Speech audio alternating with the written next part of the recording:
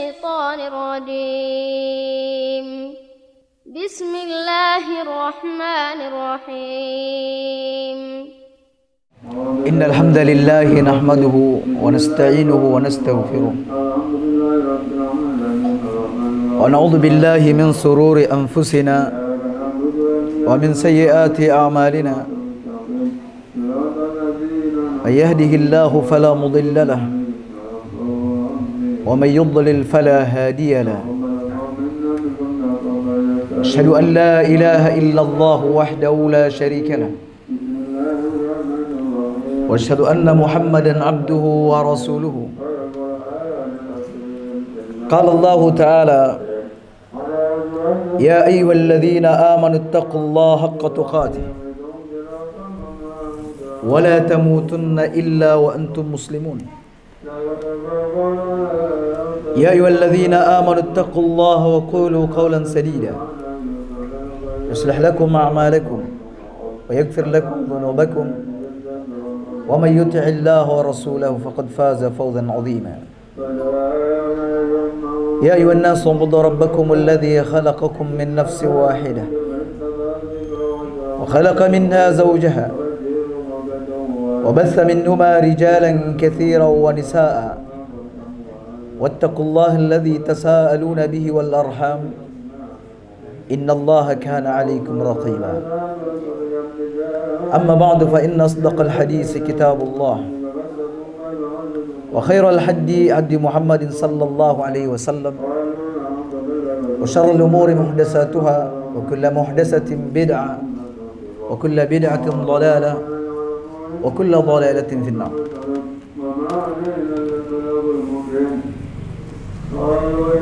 Alhamdulillah, kembali kita berkesempatan untuk melanjutkan kajian Kitab Adabul Mufrad. Pertemuan kali ini kita masuk pada bab ke-418,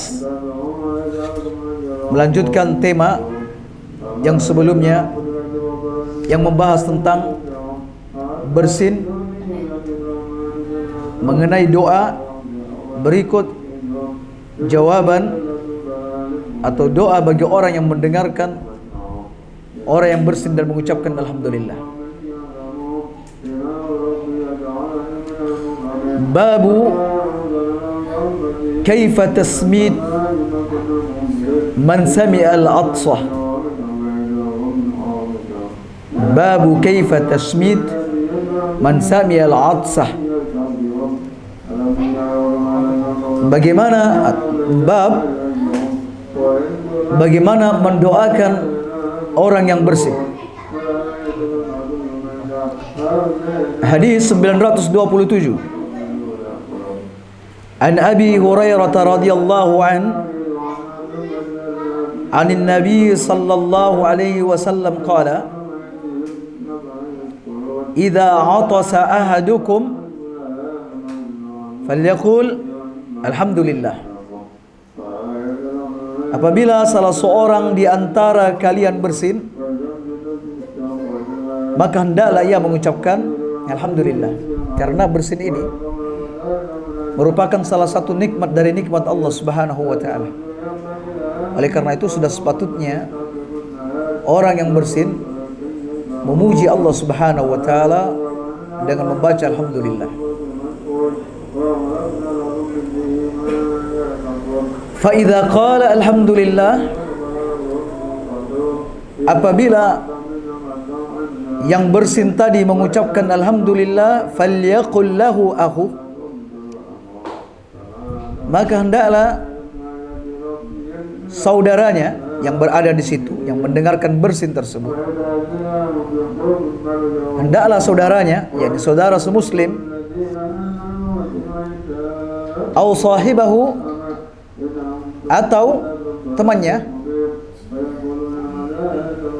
mengucapkan yarhamukallah, mengucapkan yarhamukallah.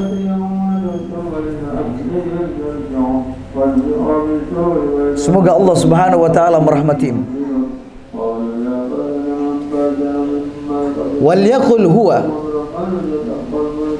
Dan orang yang bersin tadi membalas doa saudaranya tersebut, yahdikumullah wa yuslih balakum.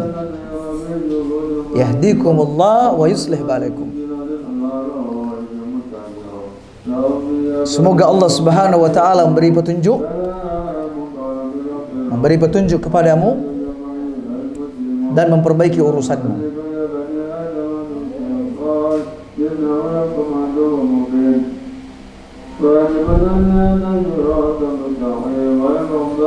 Hadis ini menerangkan tentang aturan syariat, tentang etika dan adab bagi mereka yang bersin, dan etika bagi mereka yang mendengar orang yang bersin dan mengucapkan alhamdulillah. Mengenai apa hukum dari mengucapkan yarhamukallah, yaitu tasmiyatul atis, apa hukumnya akan kita bahas pada hadis berikut ini. An Abi Hurairah radhiyallahu an Anin Nabi sallallahu alaihi wasallam qala inna Allah yuhibbul utas. Sesungguhnya Allah Subhanahu wa taala mencintai orang yang bersin. Ya, karena pada bersin mengandung faedah yang luar biasa. Bersin adalah cara tubuh untuk mengeluarkan iritasi. Cara tubuh untuk menghilangkan iritasi dari hidung dan tenggorokan. Dengan bersin, kata ahli kesehatan, banyak mengeluarkan mikroba, penyakit. Makanya nanti disyariatkan orang yang bersin untuk tidak terlalu mengeraskan suara. Juga dengan peristiwa bersin ini merupakan salah satu bentuk pertahanan tubuh yang pertama untuk melawan bakteri dan serangga. Bisa debu sehingga orang bersin. Dan orang biasanya kalau bersin dia lebih bersemangat, ringan tubuhnya.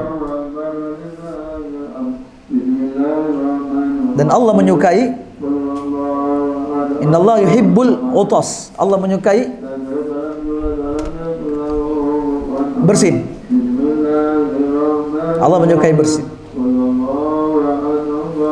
Wa yakrahu tatha'ub. Dan Allah tidak suka, alias Allah membenci menguap. Bagi seorang muslim, sebagai bentuk kesempurnaan imannya, ia akan mencintai apa yang dicintai oleh Allah Subhanahu wa taala dan membenci apa yang dibenci oleh Allah Subhanahu wa taala. Jika Rasulullah menyebutkan khairul biqa, sebaik-baik tempat atau ahabbul bilad ilallah, wilayah yang paling disukai, tempat yang paling dicintai oleh Allah Subhanahu wa taala adalah masjid, dan yang paling tidak disukai oleh Allah Subhanahu wa taala ada pasar. Bagi seorang mukmin yang sempurna imannya berupaya mencintai apa yang dicintai oleh Allah dan apa yang tidak disukai oleh Allah. Dia mencintai masjid dan tidak menyukai pasar. Alias sering ke masjid daripada sering ke pasar. Nah, itu bentuk kecintaan. Bukan dibalik, sering ke pasar, jarang ke masjid. Itu yang bermasalah. Man ahabba lillah wa abghada lillah faqad istakmala al-iman. Mencintai karena Allah, benci karena Allah, menjadi sempurna iman seseorang.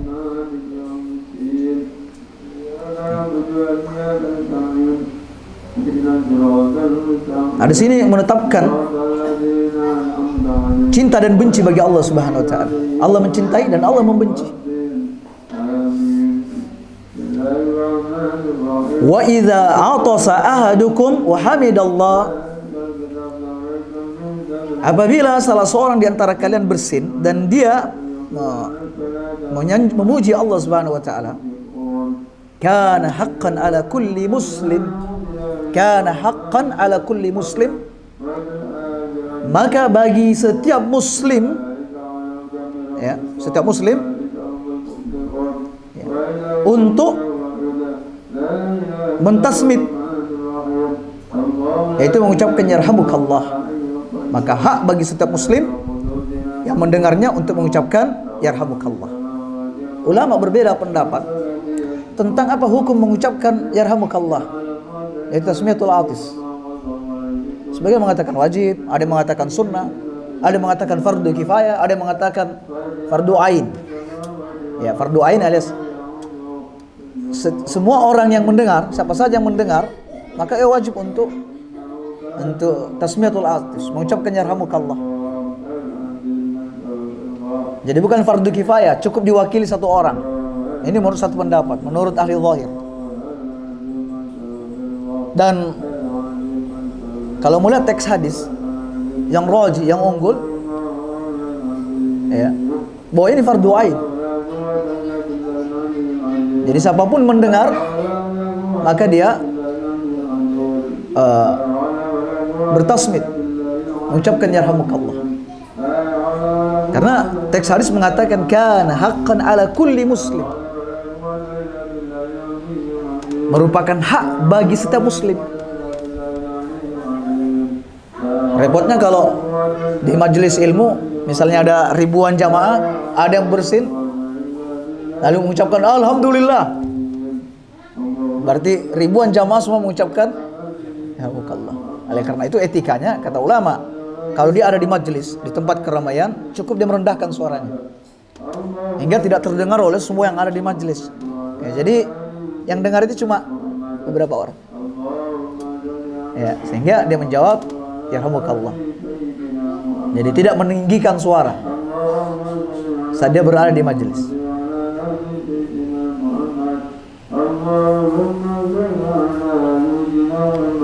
Apabila yang mengucapkan alhamdulillah ini dia ada di dalam sholat,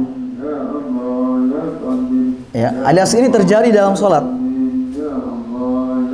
yang bersin mengucapkan alhamdulillah, dan ini boleh, dan dia tidak dianggap berkata-kata dan berucap di dalam sholat. Apakah yang mendengar, ya, mendengar mengucapkan yarhamukallah? Tidak boleh. Ya, tidak boleh. Karena mengucapkan yarhamukallah, semoga Allah merahmatimu, ini bagian dari omong-omong dalam salat. Bagian dari omong-omong dalam salat. Tidak boleh, terlarang.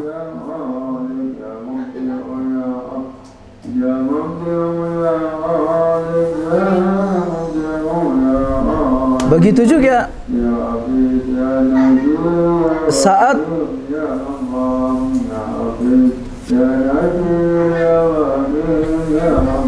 memang setiap kajian seperti ini, ya, ada suara dari luar. Begitu juga saat misalnya antum berada di kamar mandi,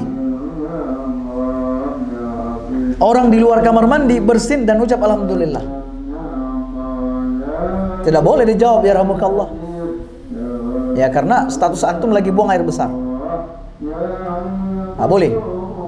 Dan tidak layak nama Allah Subhanahu wa taala diucapkan saat kita berada di saat lagi proses buang air besar atau buang air kecil.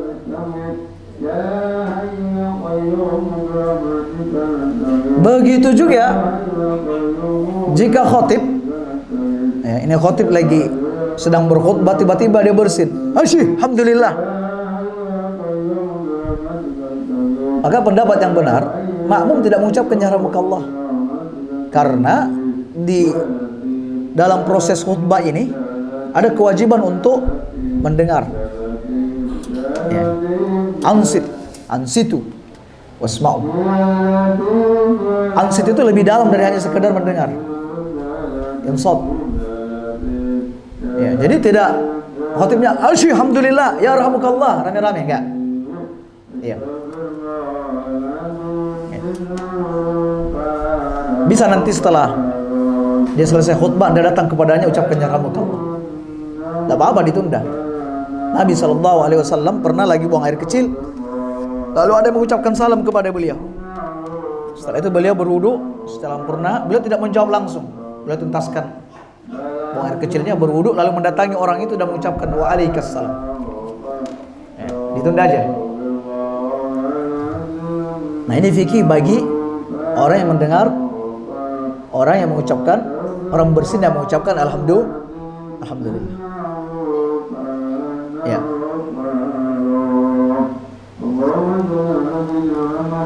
Fa amma at-tasa'ub, adapun menguap, fa innama huwa minasyaitan, itu datang dari syaitan.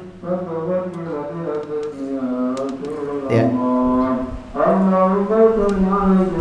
Menguap ini bisa karena orang terlalu lelah, capek. Bisa menguap karena kurang tidur. Bisa juga karena apa? Kondisi lambung terisi penuh dengan makanan. Terlalu penuh sehingga nguap tok kerjanya. Nguap. Nah, penyebab seperti ini datang dari syaitan. Ya, penyebab yang tercela, terlalu banyak makan sehingga badan terasa berat, hingga kemudian celakanya lagi saat datang di majelis ilmu, ya, datang di majelis ilmu ngantuk sambil nguap. Ya, at-tasawuf minasyaitan. Jadi sebabnya dihindari. Sebab dihindari dari menguap. Seperti la taghdab, jangan marah. Nabi tidak melarang kita marah. Tetapi yang dimaksud di sini, jangan melakukan tindakan-tindakan yang bisa mendatangkan amarah.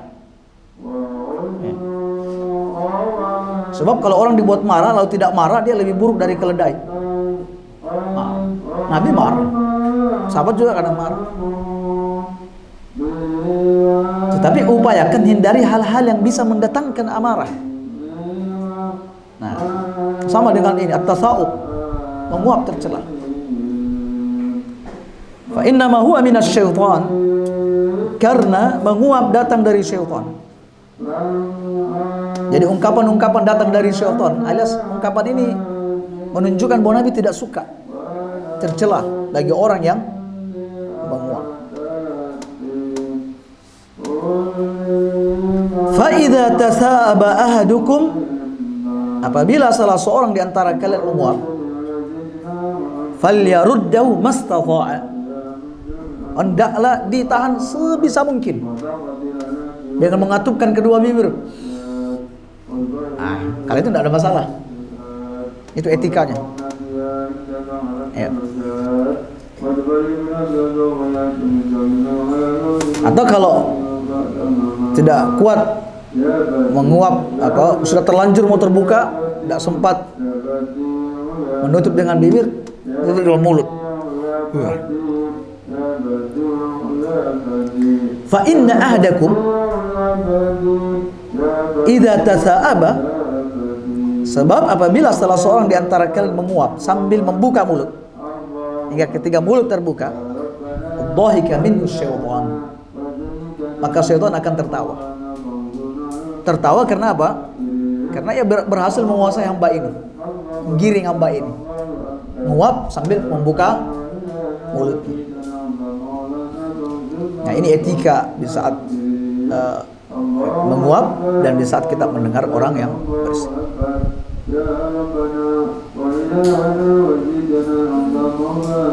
Wa an Abi Jamrah qala sami'tu Ibnu Abbas yaqul idza sammata, saya mendengar Ibnu Abbas radhiyallahu an apabila beliau mentasbih, beliau membaca afanallahu wa iyyakum minan nar yarhamukumullah, semoga Allah Subhanahu wa taala menjaga saya dan Anda dari api neraka. Yarhamukumullah, semoga Allah merahmati.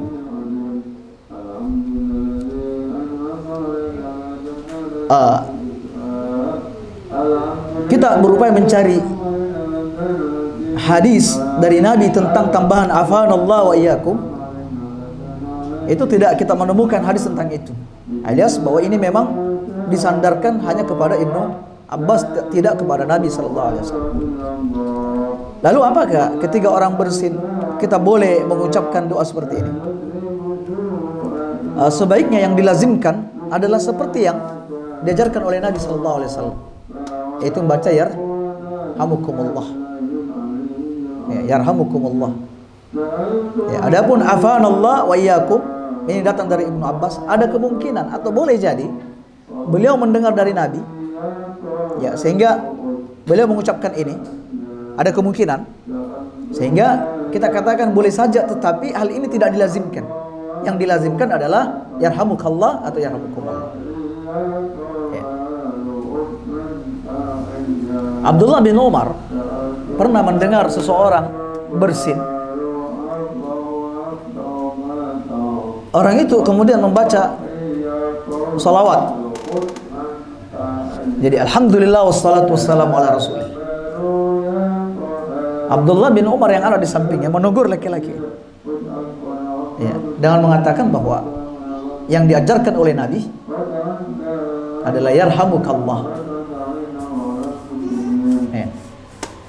Jadi untuk zikir ini juga kita tidak leluasa untuk menambah-nambahkannya. Apalagi dia dirutinkan tanpa ada pijakan dari bersolawat bagus. Siapa yang mencela salawat? Tapi ketika dia ditempatkan tidak pada tempatnya, menjadi tidak bagus. Al-Quran, zikir yang terbaik adalah Al-Quran. Namun ketika Al-Quran dibaca di waktu sujud adalah terlarang, haram hukumnya. Karena apa? Tidak ditempatkan pada tempatnya. Lihat sahabat yang mulia Abdullah bin Umar, ada orang bersolawat.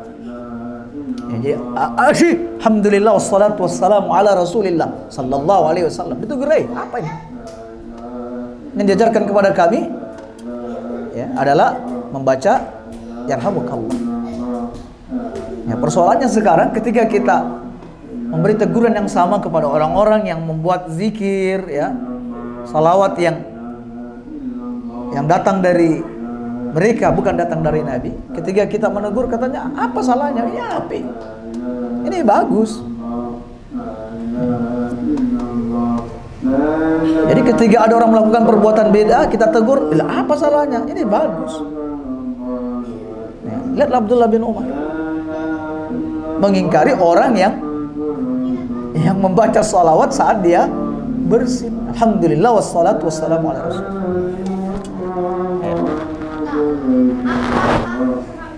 Jadi kita katakan apa yang diucapkan Ibnu Abbas boleh jadi ini yang diajarkan oleh Rasulullah, tetapi kita katakan bahwa untuk hal yang dilazimkan adalah mengucapkan yarhamukallah, karena memang hadis-hadisnya menunjukkan demikian. Hadis yang terakhir untuk bab kaifa tasmid man sami'a al-'atsa, an Abi Hurairah qala kunna julusan 'inda Rasulillah sallallahu alaihi wasallam. Kami pernah duduk di sisi Nabi sallallahu alaihi wasallam. Memang para sahabat itu hobi duduk dekat Nabi sallallahu alaihi wasallam. Karena dari Nabi mereka mendapatkan ilmu yang banyak. Mereka bisa mendengar kalam Allah.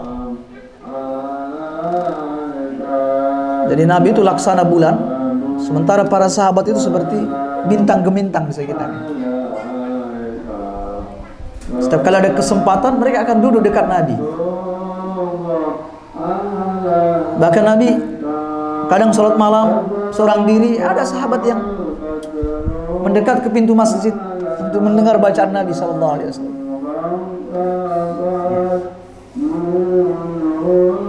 Kita tidak usah berbicara kepada orang dewasanya, anak kecilnya umur 6-7 tahun, Ibnu Abbas memang sengaja datang ke rumah Nabi, minta izin mau nginap di rumah Nabi, di rumah bibinya Maimunah.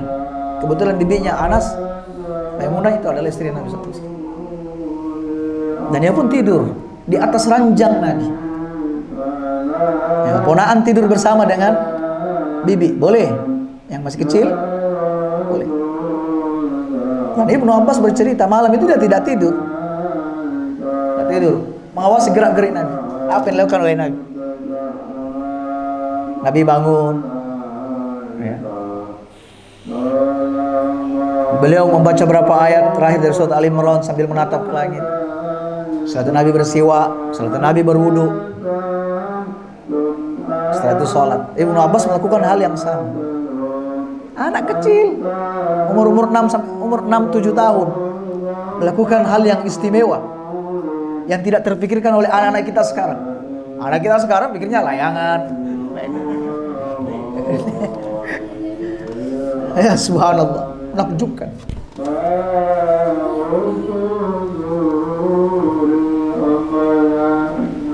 Fa'atasa rajulun fahamidallah. Nah, di sisi Nabi ada orang bersin dan dia memuji Allah, alhamdulillah. Faqala lahu Rasulullah sallallahu alaihi wasallam, yarhamukallah. Yarhamukallah.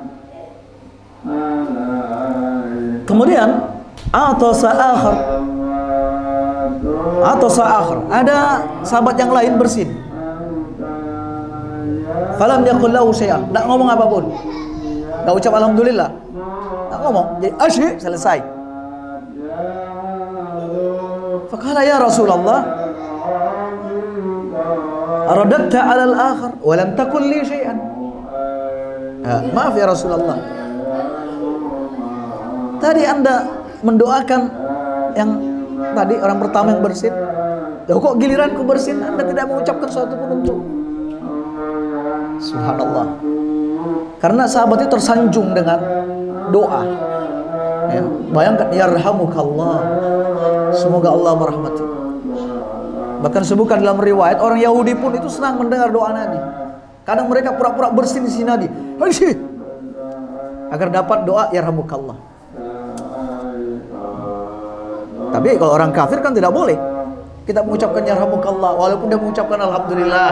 Tidak boleh. Tidak boleh mendoakan rahmat untuk orang kafir. Tidak boleh. Protes sahabat ini.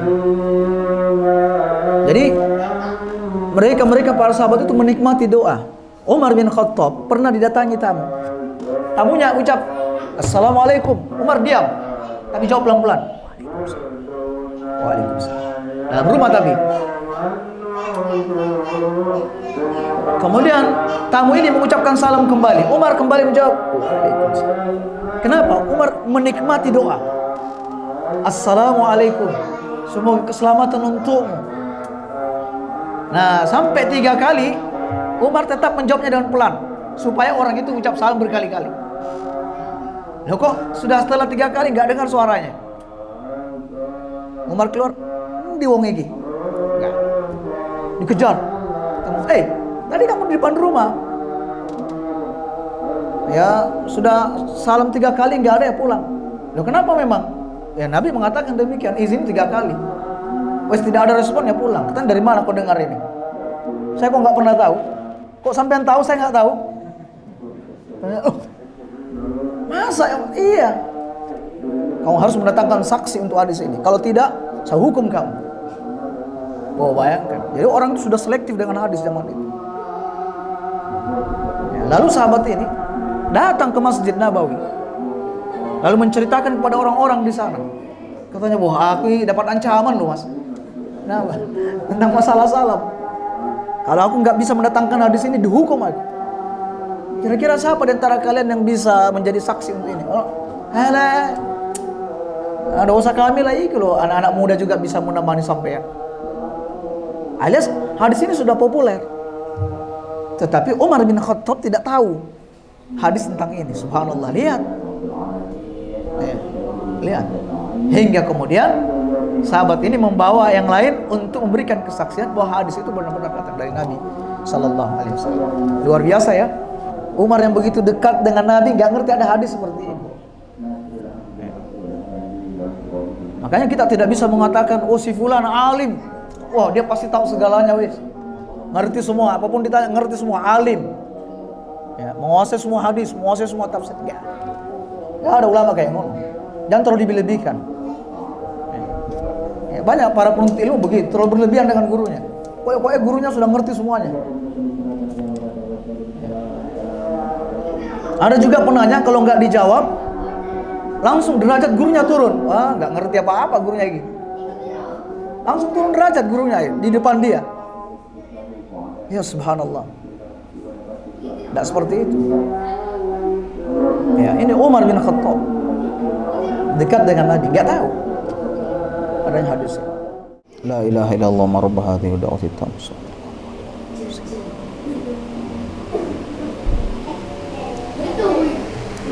Setelah azan ini nanti ada azan lagi nih. Setelah ini nanti ada lagi azan. Apa dijawab semua? Kata ulama, al-asl fil amri la yaqtadi takrar. Hukum asal pada perintah itu tidak menuntut pada pengulangan. Cukup satu kali. Jadi kalau sudah kita jawab, bisa lanjut. Iya. Jadi yang kewajiban ini sudah gugur, yang ini sudah ini. Baik. Kita lanjutkan. Qala, apa jawaban Nabi? Innahu hamidallah wa sakatta. Yang pertama tadi mengucap alhamdulillah, kalau sampean tidak membaca alhamdulillah. Maka yang ini tak ucap yarhamukallah, yang sampean tidak. Ya, berarti ini dalil tasmiyatul atis berlaku bagi mereka yang mengucapkan alhamdulillah. Pertanyaannya, bagaimana kalau ada saudara kita bersin,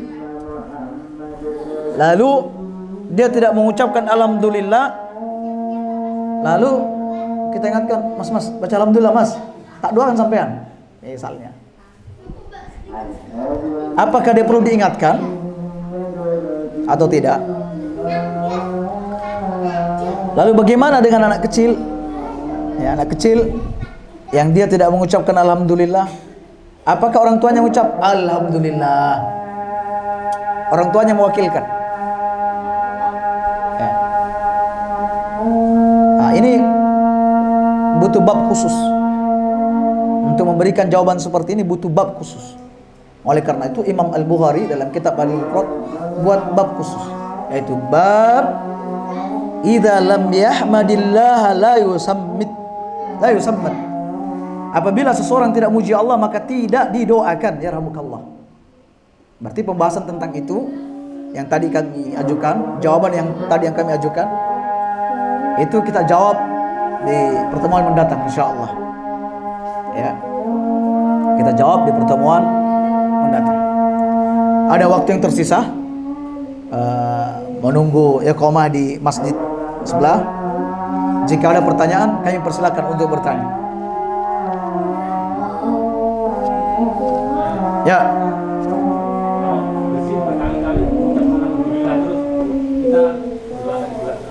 Apabila seseorang bersin berkali-kali dan dia mengucapkan alhamdulillah, apakah tetap kita berulang-ulang mengucapkan alhamdulillah? Jawabnya akan ada jawabannya di pertemuan mendatang, karena itu ada bab khusus. Kalau bersinnya berkali-kali, nah ini ada jawaban khusus. Ya, oleh karena itu tahan dulu, ya, bersabar dulu. Saya bertemu. Ya. Baik.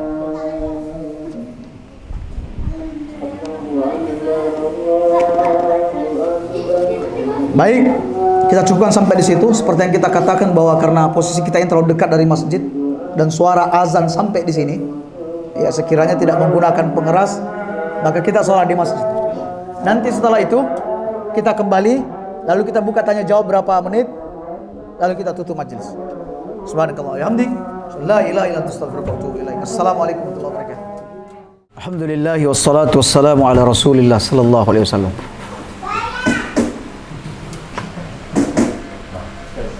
Tes, bismillah.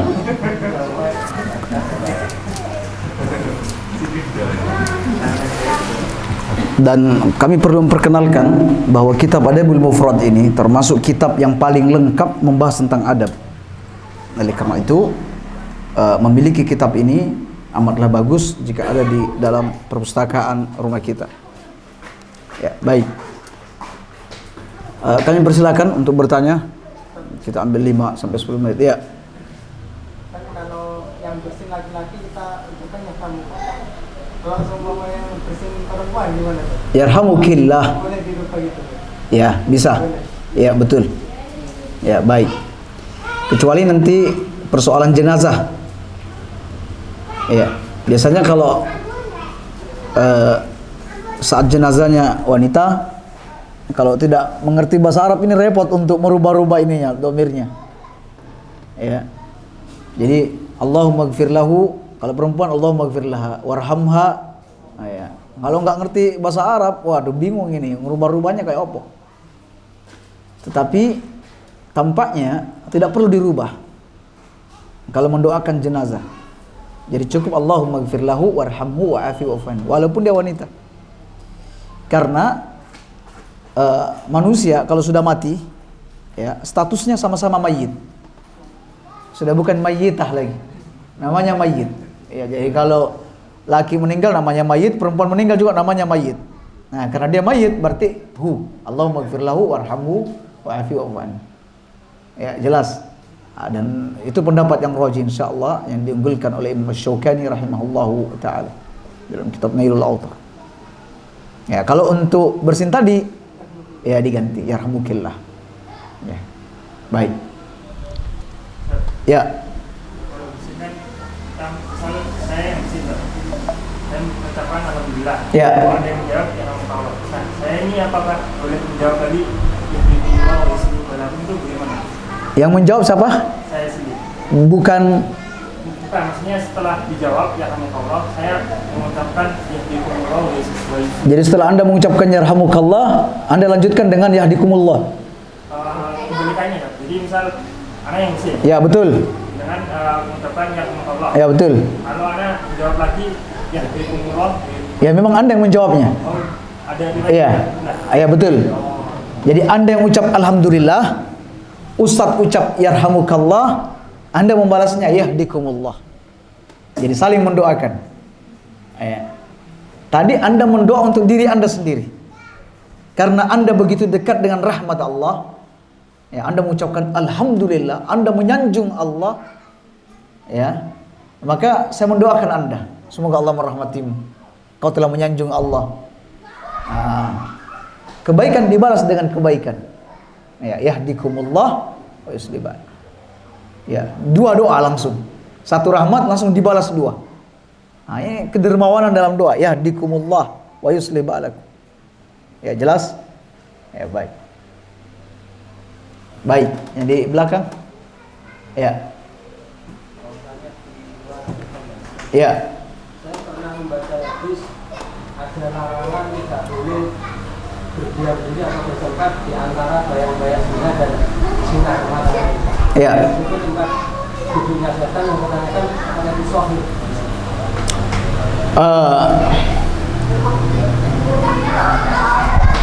Kami lupa status hadis itu. Tapi pernah mempelajarinya dan membahasnya, tapi lupa statusnya. Artinya ulama-ulama mengatakan akan hadis itu bahwa seseorang itu wajib berlaku adil terhadap tubuhnya. Baik secara status saya lupa statusnya. Tetapi secara makna kami paham hadis itu bahwa orang itu harus berlaku pada dirinya sendiri. Jadi ketika dia berjemur, dia tidak boleh hanya menghangatkan sebagian tubuhnya dan membiarkan sebagiannya ya dingin. Makanya sekali jalan sekali panas sekalian, dingin sekalian. Nah, itulah hikmahnya kenapa orang tidak boleh pakai sendal satu. Copot sekaligus atau pakai kedua-duanya supaya berlaku adil terhadap apa? Terhadap kaki. Begitu juga Nabi melarang qaza. Cukur rambut, sebagian dicukur, sebagian ditinggalkan. Karena tidak berlaku adil terhadap kepalanya. Nah, seperti itu. Qaza itu waktu nyukur sebagian ditahlik, sebagian ditaksir. Ya, maksudnya tahlik itu dikerok sebagiannya dan sebagiannya tidak dikerok. Ya. Adapun panjang pendek, ada yang panjang, ada yang pendek, ya. Ini lebih dipanjangkan, ini lebih pendek lagi. Insya Allah tidak masuk dari kata qaza. Ya, karena definisi daripada qaza itu seperti hadis tentang ada anak bayi di masa Nabi yang ditahlik sebagiannya, jadi ini diambil, ini dibiarkan, diambil, dibiarkan, diambil, dibiarkan. Nah, ini yang disebut qaza oleh sebagian ulama. Jadi yang ini dikerok, yang ini dibiarkan hitam, dikerok, ini dibiarkan hitam. Jadi seperti awan hitam yang ada di langit. Ini putih, yang ini hitam, ini putih, ini hitam. Itu tidak boleh. Tapi kalau cuma agak tipis-tipis di sini ya, tipis-tipis, di sini agak panjang, insya Allah tidak masuk dalam kategori qaza. Walaupun ada sebagian ulama masukkan itu sebagai kategori qaza. Ya panjang-panjang, ya pendek-pendek sekalian. Ya, tetapi yang roji insya Allah seperti itu. Yang satunya dikerok, yang satunya di sebagian dibiarkan. Kalau lihat ini apa orang-orang Cina, di sininya habis cukur, di sini ada rambutnya, dipanjangkan di belakang. Itu diantara salah satu bentuknya. Intinya dari pembahasan hadis tersebut, makna hadis itu bahwa seseorang itu harus berlaku adil sekalipun terhadap dirinya sendiri. Ya, adapun statusnya tidak hadir di benak kami saat ini, apakah dia sahih atau tidak sahih. Insya Allah di pertemuan mendatang nanti kita cari tahu jawabannya. Ya, baik. Ya. Tadi kalau ada orang kafir mengucapkan pada saat bersih mengucapkan Alhamdulillah, kita nggak boleh menjawab. Iya. Terus kalau salam kan, orang kafir kan biasanya kadang-kadang Assalamualaikum. Itu hukumnya gimana? Iya, baik. Pertama, kata ulama, Anda tidak mengucapkan yarhamukallah karena tidak boleh mendoakan rahmat untuk orang kafir.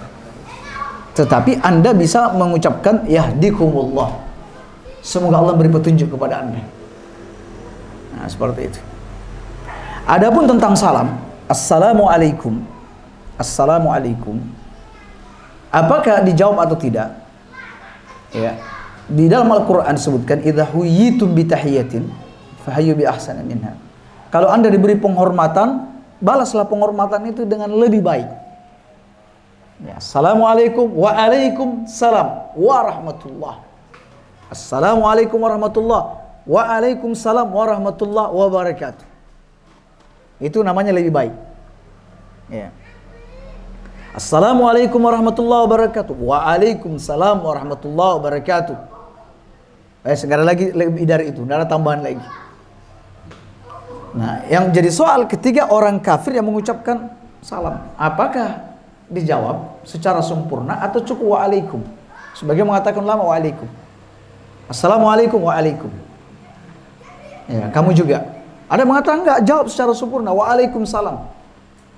Ya, semoga keselamatan juga untukmu. Ada yang mengatakan demikian, waalaikumsalam. Ya, adapun Nabi menjawab waalaikum terhadap orang kafir yang mengucapkan assalamualaikum karena salamnya dipelesetkan. Ya, assalamualaikum, mati saja kau ya Muhammad. Ya, Nabi jawab waalaikum. Nabi santai jawab waalaikum. Kata Aisyah, ya Rasulullah, apa sampai enggak dengar? Itu ngomong apa? Dia tuh ucap assalamualaikum. Iya Aisyah, tenang. Saya juga sudah menjawabnya. Ya. Berlaku tenang ya Aisyah. Jadi kata ulama cukup dijawab dengan waalaikum.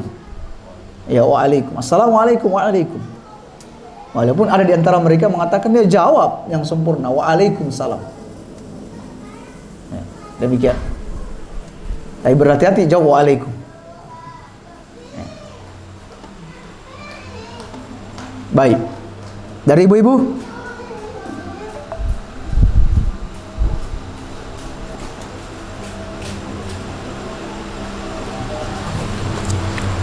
Baik.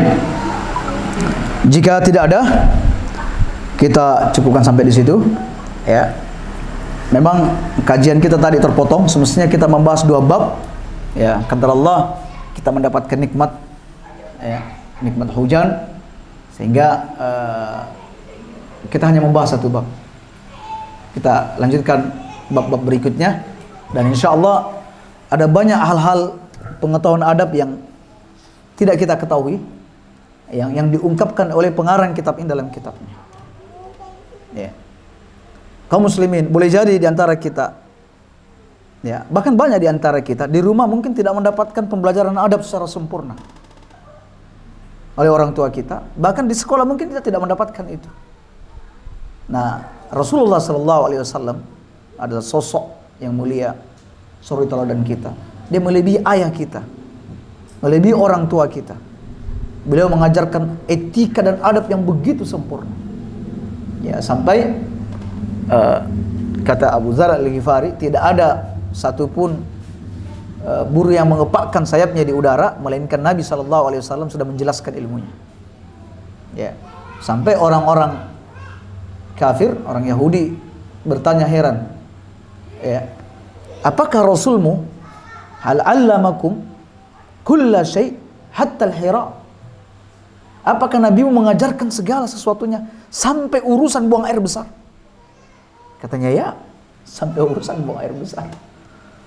Nah, itu urusan buang air besar. Bagaimana perkara-perkara yang lebih besar dari itu? Nah, jadi sekali lagi bahwa jika kita tidak berkesempatan untuk mendapatkan pembelajaran adab, ya, maka kita mendapatkan kesempatan itu melalui kajian kitab Adabul Mufrad ini. Sekali lagi, ada banyak hal yang baru yang insya Allah antum akan dapatkan dari kajian yang akan kita sampaikan nanti. Kita cukupkan sampai di situ. Subhanakallah bihamdik, la ilaha illa anta astaghfiruka wa atubu ilaik. Assalamualaikum warahmatullahi wabarakatuh.